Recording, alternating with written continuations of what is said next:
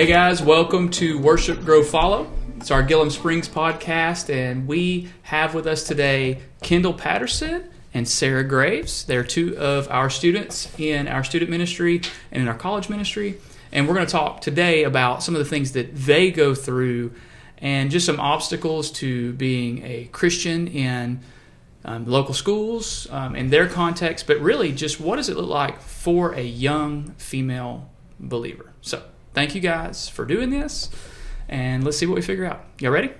All right. So, Kendall, tell me a little bit about where you are as far as school and life and stuff like that. Okay, so right now I am working on my associate's degree. So I'm at Liberty University currently, and I'm doing school online right now, and that's pretty much where I'm at school, and I'm just about to move, so that's a big journey for me, but just navigating everything is what I'm doing right now. Cool. Sarah, what about you? I'm a freshman at Arab High School, and I am the chaplain in our FFA chapter, and I that's pretty much it for school, and yeah. Cool. And both of you guys, for everybody who's watching, y'all are active in our student ministry, children's ministry. Y'all do a lot of things here at Gillum Springs. So we're thankful for that. But as we kind of begin our conversation, let's think about this. I would say that age from junior high through graduating a high school is I would say there's some of the most formative years in your life. But in that, especially when you are striving to be a believer, striving to be a Christian, some of the most difficult years. So whenever you guys think about that time, from the point whenever you were entering into student ministry age to where you are right now, what would you say is one of the biggest challenges that you have faced in following Jesus during this time of your life? Sarah, let's start with you. Well, I thought of one, but it's more like elementary age. Okay, that'll work. Go for it. So when I was in third grade, my brother, he's 11 years older than me. He went into the military, and he's in the Army National Guard. And I remember when he was graduating from basic training, COVID had just hit. Yeah. And we were supposed to get to spend time with him, and we hadn't seen him in like 10 weeks. And as a third grader going into fourth, that was extremely hard because me and my brother are really close, and we still are. But I just remember crying so much because I wasn't going to get to see him and all this and all that. And I was just so upset. And my mom was like, well, why don't we just pray about it? And we prayed about it, and I just felt that great peace of it's going to be okay. You're still going to see him. You're just not getting what you expected you're going to get.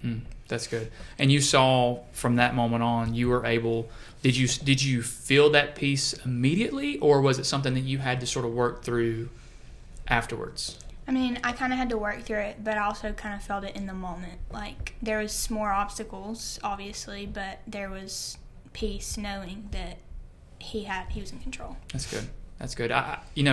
In our message this morning, Brother Jamie talked about peace, and that's so encouraging whenever we are in places to where things maybe aren't working out the way that we thought they would, or even the way we wanted them to work. We are able to look to the Lord, and He's able to give us that peace. Kendall, what about you? Okay, so yeah, mine kind of goes back to elementary a little bit. So I'm a pastor's kid. I grew up there all my whole life, so I was in church, and I knew that, but growing up, I feel like disciplement kind of went out the window. And so getting into my junior high years, it was really a struggle because who I surrounded myself with and the community of things and people I thought were a good time, and I thought were influencing me when it was really not. And so 8th grade year, I really took a hit and realizing I'm not discipled. I'm going through the deepest thing I've ever went through in my life, and I have nothing to turn to. And I think that's something that scared me, because I was like, oh, I'm by myself. I don't have anything. I just lost everything. I just had surgery. I lost my spot to play on the team basically, and I was just going through a really hard time with relationships with people.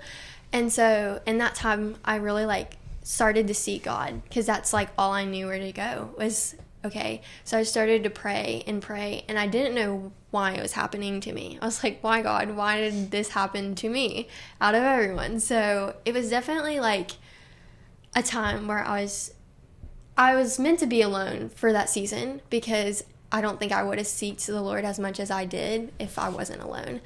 And so as I sought him, it just like, looking back now, that was the best thing that's ever happened to me. And that's crazy to say, because like that was the darkest thing I've ever went through, but it was so cool to see his glory through it. Like that's what I cherish from that, is knowing that something good came out of it, even though it wasn't a good situation. So I've definitely took that, and I'm still growing with that, knowing that like that has gave me like my story. That's part of my story. That's cool. And our story is important. We talk about this a lot in student ministry, is that we need to be ready to be able to share our story anytime that opportunity comes up. So if you guys were thinking about living out your faith, you both talked about peace, you've talked about situations in your life where you didn't know why it was happening. That can be hard to accept. That can be hard to process. What do you guys think are some things, or how do you think that you live out your life practically?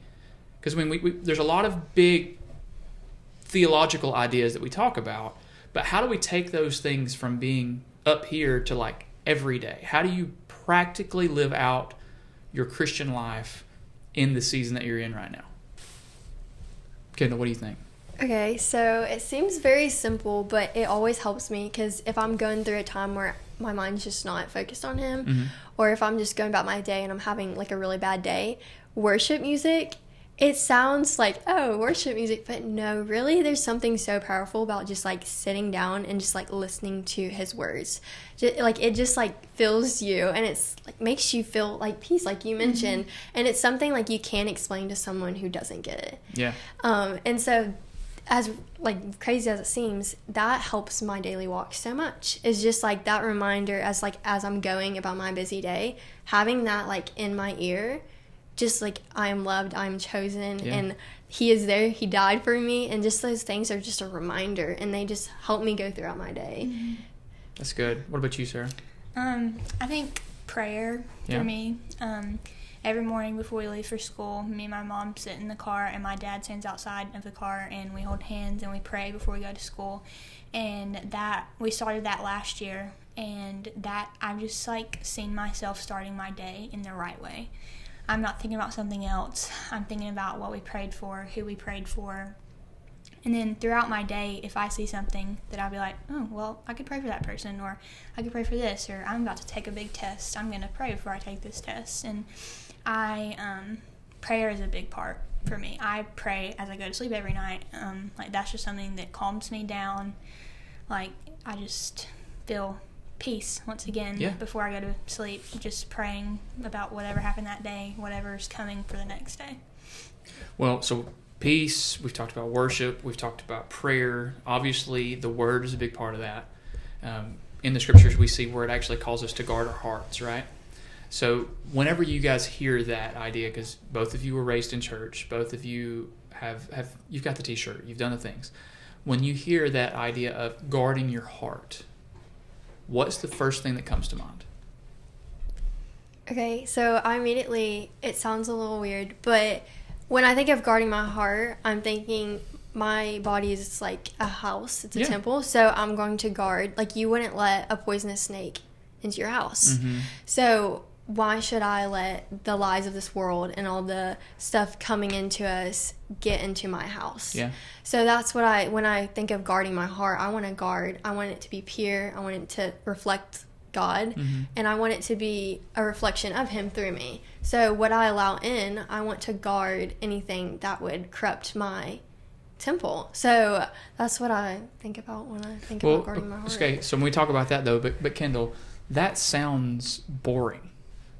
Like that doesn't sound like any fun. Yeah. For the people who would say that whenever they say, well, guard your heart, because I'm sure, and I might be misspeaking, but you're thinking about the entertainment, you're thinking about music, you're thinking about different things in your peer groups, I'm assuming is what you're talking about. That's what you're guarding yourself from.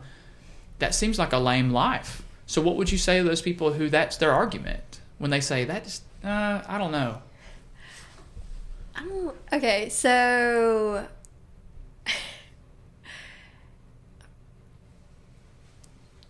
it's okay. I don't know. It's not. I mean, it's not. Yeah. I mean, it doesn't sound like something that somebody would look at and be like, that is fun. But it's the joy of the outcome that comes from it. That's good. Like, think about how many lives you're impacting. And that's, like, keeps you going. And it's not about, oh, I wish I could be doing that. It's think about what I am doing. You and I talked about this past week in the office. Most people who are really in between my age and your age have a hard time looking forward to the future, right? And there's a big gap there, but it's even true. Like, what was the time frame that you said most people were looking forward? Like, when they were thinking about what was to come next, it was typically how far at most? Probably a year, a couple months. Yeah. Yeah. And that's not very far. And it feels like when we talk about this idea of guarding our heart, people don't want to do that because they're living right now. Would you agree with that? Yes. That they're living in the present.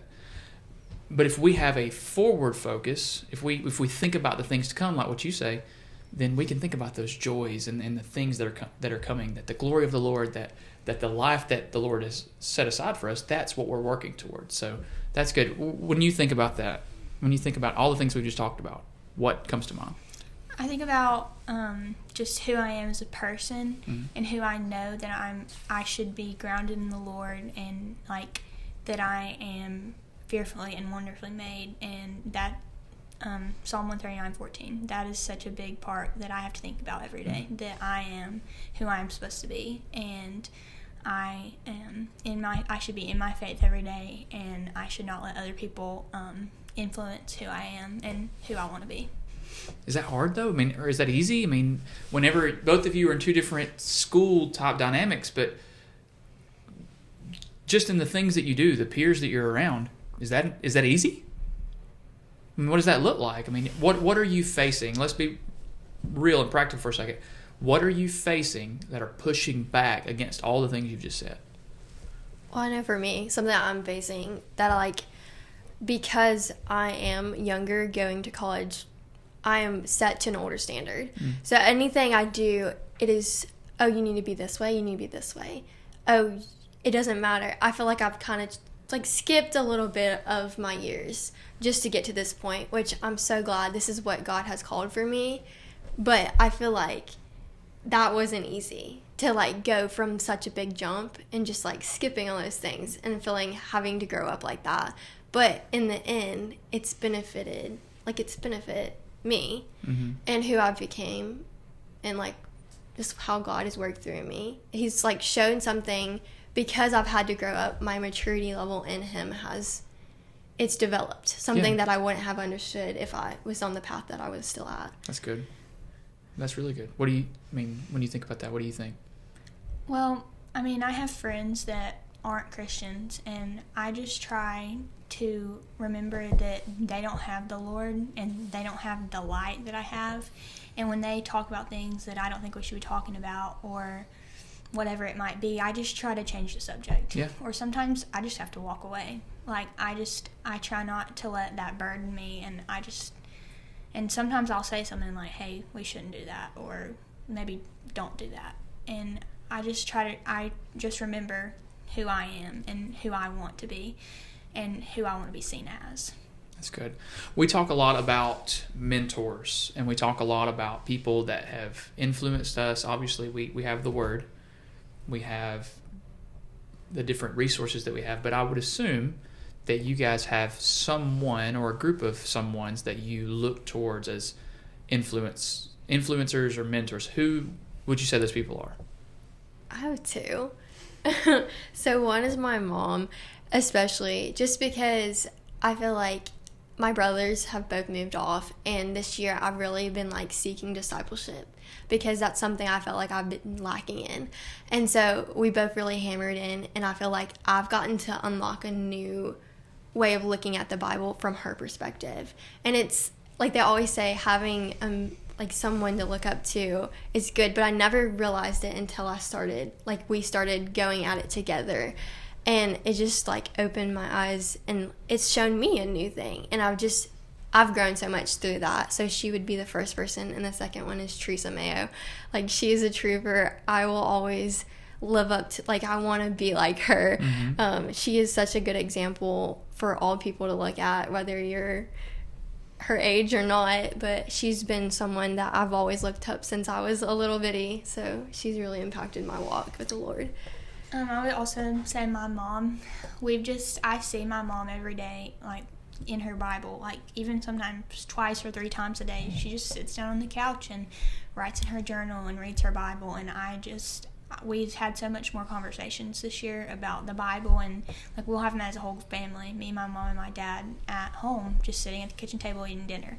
Like, that is so impactful for me, because we think of, like, it takes me into a deeper understanding, and I think about it more. And we also watch The Chosen a lot as a family, and that has just helped me. Putting a face with a name is so helpful. Yeah. Like, that is just amazing, and I love the message of The Chosen. And then more on, like, the influencer side, Sadie Robertson Huff is amazing. I love to listen to her podcast and just her message, and every time I listen, I gain a new understanding of something, or a new idea, or a new something. Like, it's just great to listen to her. You know, both of you have mentioned your parents, and, you know, I think we may think that it's only going to be teenagers or younger that are listening to this, but I know there are going to be parents and families that are sitting and listening to these episodes, and I really want to encourage you guys, if you are in a place right now as a parent to where you're just looking back and you're like, man, I want to pour into my kids because what they have said has impacted you. Don't be discouraged. Be encouraged that you can start that right now. You can start that today by being leaders in your house. Don't feel like you are inadequate or that you are not resourced or you're not ready. Start today. Pour into your kids. Set the example. Because, like what both of you have said, you see your parents' faith lived out in their lives. It's not always that they're just trying to teach you or guide you, that they themselves are trying to grow. And that is what impacts you guys, is that you see it lived out in their life. So I think that's awesome. Well, we've talked about it a little bit when it comes to rhythms or habits that you guys have worked on, prayer, you've talked about worship. What are some other habits or rhythms that you think could be helpful for a student, a teenager, as they seek to grow in their faith? Okay, so I forgot. I think it's Kyle Idleman, Not a Fan. Mm-hmm. That book changed me, like, through and through. And it's crazy to say, oh, a book changed me, but the way that changed my perspective is crazy. And it's not just, oh, I'm reading like a book that's going to help me grow my faith. He was getting down on your level. Yeah. And he really makes it connective to, like, what we're facing through. The book's a little older, but even though it's older, it's still so, like, I can connect so much with it. And it's crazy how reading that book, like, you just understand what he's saying and what you'll dive into a passage based off of whatever you're going through in that chapter. And it's just crazy how he just breaks down everything, and that's just really helped me. And it's easy for a new believer to comprehend. And so I think, like, I would encourage all believers, old or new, to read that book, just because it just challenges your faith in a whole new level. Like, it gets you to understand, like, this is not a religion, this is a relationship. Not a Fan by Kyle Idleman, right? Yes. Yep. Okay. Cool. What about you? Well, I'll just be honest, I'm not very good at getting in the Word every day and reading my Bible. That's something that I've struggled with, and I still struggle with. But on the Bible app, the verse of the day, it takes you through that, and then there's a small video at the end, and then it'll take you to another video of somebody else, and then it gives you, like, a prayer list. And I just going through that prayer and reading the verse that goes with it, it just helps me so much to either start my day right or end my day right. And I just find that really encouraging. That's good. The Bible app is so helpful with all the different plans that they have, all the different resources. And honestly, for me, this is probably going to seem silly, but the streak thing is so helpful because I'm a competitive person by nature, and I don't want to break that streak. So I actually heard Craig Groeschel talk about how the streak portion of the Bible app, actually, they looked at it statistically, and it really grabbed a hold of people, and that was a big thing they did. So being in the Word is super important. Is there a particular like verse or Bible story that the Lord has used to encourage you or speak to you lately? Well, I've already mentioned it once, but Psalm 139:14, I praise you for I'm fearfully and wonderfully made. I think about that so often because I want to remember who I am and who I should be grounded in, and I shouldn't be grounded in an earthly person. I should be grounded in Him, and that like I want to follow Him and my faith, and just I don't want people to see somebody else in me. I want them to see the Lord in me. So whenever you say you want to be rooted in the Lord, you don't want to be rooted in people, why don't you want to be rooted in people? Because that's not the right. You're not following people. You're following the Lord, and He's the true Savior, and that's nobody else can be the Savior for you. But whenever I hear that, I mean, there's a lot of people who have these people they watch, they listen to. Are you saying those people shouldn't be the primary focus? That those should be secondary or even in a third place role? I mean, it should be Christ, right? Yes. Absolutely. Okay. What about you? So every year I like to go in with a new verse, just something to pick out to like as a reminder. And it's so cool to see how the Lord, like I'll pick out a verse as the new year, and then the Lord will just really remind me over and over and over again. And so this year was Psalms 34. I sought the Lord, He heard and He answered and delivered me from my fears. And this year there's been a lot of things come up, and again, like I feel like I'm feeling fearful. What am I going to do? Overwhelmed. And that verse is just, He's reminded me, like, you can seek me in times of fear, and I will hear you, and I will answer your prayers. And it's just, like, so cool to see how that verse has just changed me. Like, it's just something that's a reminder that I just, like, I like to have that.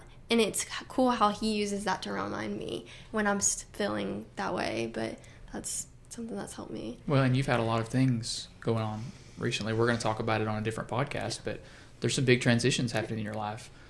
Some things that you're going away, or you're learning new things, and you're doing that in pursuit of the Lord. So I'm sure that you've leaned into that verse throughout absolutely. all this. Okay, well, if you, Kendall, we'll start with you.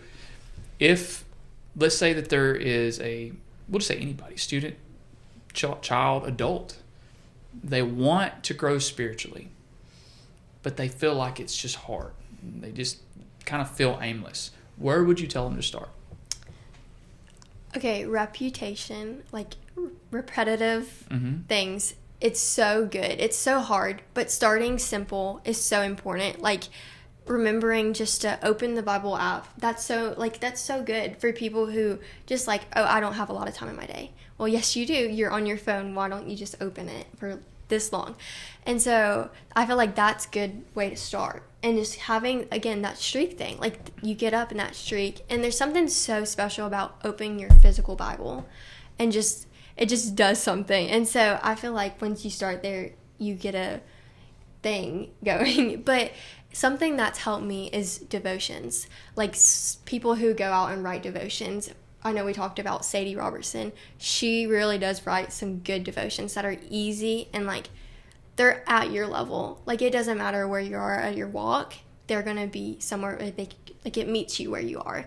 And she's so, like, she goes into detail about that topic. And it really helps you understand, especially for someone who's shallow. And it's helped me grow, especially when I was in that discipleship stage of, like, how do I start? Where do I start? That's where I started. Yeah. So that's really helped me. I'd say finding somebody that will hold you accountable. That's my mom for me. Like, just asking me, have I read the verse today? Have I read this? Have I done this? That's really helpful. And then again, just the clicking on the Bible app. I have like it's called a widget at the top of your phone. I have 2 of those on my phone, and one of them they're both verses of the day, but one of them's a little bit bigger, and I see it more. But when I wake up in the morning, I walk into the kitchen to get my phone, because that's where I plug it up, because I have to turn my alarm off. And I open my phone to see if I have any notifications, and then as soon as I swipe up and open my phone, it's right there at the top of my phone. And I'm like, well, let me go read that. And I read it, and then that's something that, like, helps me. Like, it's repetition. I do it most every morning, and that just helps me to, okay, today's going to be a good day. I'm not going to have any bad anything today. Like, this is where I need to be. What I hear you guys saying is that you guys are making decisions to put the Word of God in front of you before anything else. And, that's been something I've been thinking about a lot recently, or is just this idea of decisions.